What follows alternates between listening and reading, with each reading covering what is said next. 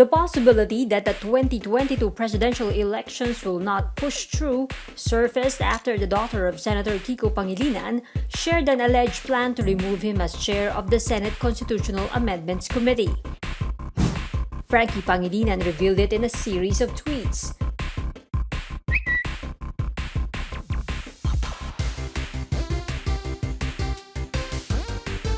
Frankie used her other Twitter account to post them.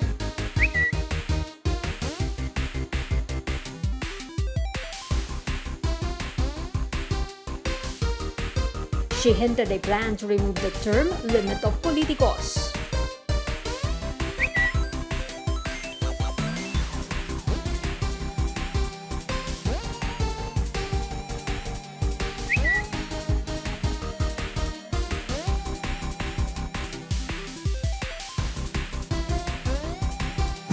Frankie has since deleted her tweets.